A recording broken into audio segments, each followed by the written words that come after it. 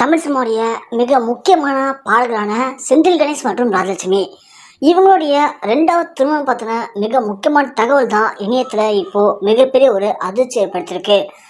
ஒரு பக்கம் செந்தில் கணேஷ் மற்றும் ராஜலட்சுமி இருவருமே நாட்டுப்புற கலைகளை அதிகமாக நாட்டுப்புற மக்கள்கிட்ட கொண்டு போய் சேர்க்கணும் அப்படிங்கிற நோக்கத்துக்காக சின்ன வயசுலேருந்து இவங்க நாட்டுப்புற பாடல்களை அதிகமாக பயின்றிருக்காங்க. அதன் மூலயமா கொஞ்சம் கொஞ்சமாக அவங்க அப்படியே பிரபலமும் ஆரம்பிச்சிருக்காங்க. முதல்ல சின்ன திரையில தான் இவங்களுடைய திரை பயணத்தை தொடங்கியிருக்காங்க ராஜலட்சுமி மற்றும் செந்தில் கணேஷ். இவங்க இருவருமே விஜய் டிவி ஒளிபரப்பான சூப்பர் சிங்கர் நிகழ்ச்சியில் கலந்துக்கிட்டு ரொம்பவுமே ஒரு அற்புதமான கலை நிகழ்ச்சி கொண்ட நாட்டுப்புற பாடல்களை பாடினாங்க. அதை பார்த்து ரசித்த மக்கள் எல்லாருமே அவங்களுக்கு ரொம்ப ரொம்ப ஒரு பெரிய ஆதரவு வழங்கினாங்க. அதை தொடர்ந்து அவங்களுக்கு படங்களில் பாடக்கூடிய வாய்ப்புகள் கிடைச்சது. அப்படி படங்கள்லையும் பாட ஆரம்பிச்சாங்க செந்தில் கணேஷ் மற்றும் ராஜலட்சுமி. அதன் பிறகு நிறைய பாடல்கள் கூட சேர்ந்துக்கிட்டு குரூப் சாங்காக அவங்க பல வெளிநாட்டு நிகழ்ச்சிகளில் போய் பாட ஆரம்பித்தாங்க.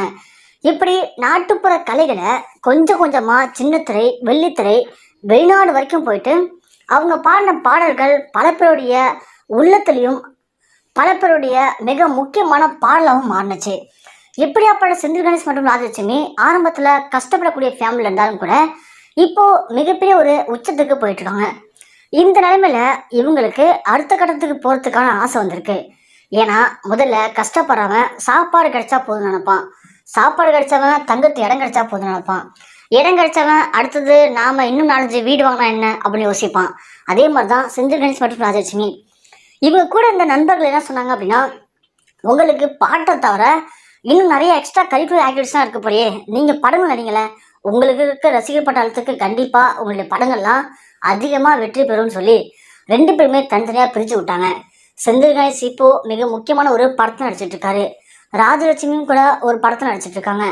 இப்படி 2 பேருடைய பிரிவு அப்படிங்கிறது இங்கே தான் ஆரம்பிச்சிருக்கு. 2 பேருமே படங்களில் பிஸியானதன் காரணமாக 2 பேரும் சரியாக பேசிக்கிறதே இல்லையாம். ஒரே வீட்டில் ஒன்றா வாழ்ந்த தம்பதியினர் இப்போ இருவருமே பிரிஞ்சு ஆளுக்கு ஒரு பக்கம் காசு தேடி ஓடிட்டு இருக்காங்க. அதுலேயும் குறிப்பாக ராஜலட்சுமி மாமான்னு சொல்லி செந்தில் கணேஷ்க்கு அடிக்கடி கால் பண்ணி பேசுவாங்களாம். ஷூட்டிங் ஸ்பாட்டில் என்ன நடந்துச்சு அப்படிங்கிறத சொல்லுவாங்களாம். ஆனால் செந்தில் கணேஷ் அப்படி எதையுமே ராஜலட்சுமியோட ஷேர் பண்ணியது கிடையாது. ஷூட்டிங்கு போயிட்டா அப்படின்னா ஷூட்டிங் முடிஞ்சு வர வரைக்கும் ஃபோன் பண்ணி கூட பேச மாட்டாராம். இப்படி சின்னதாக ஏற்பட்ட பிரிவு நாளடைவில் அவங்களுக்குள்ள இப்போது மிகப்பெரிய ஒரு கருத்து வேறுபாடு ஏற்படுத்தியிருக்கு. சொல்லப்போனால் செந்தில் கணேஷ் இப்போ நடிக்கக்கூடிய அந்த படத்தில் இருக்கக்கூடிய மிக முக்கியமான ஹீரோயின் கூட ரொம்பவே நெருங்கி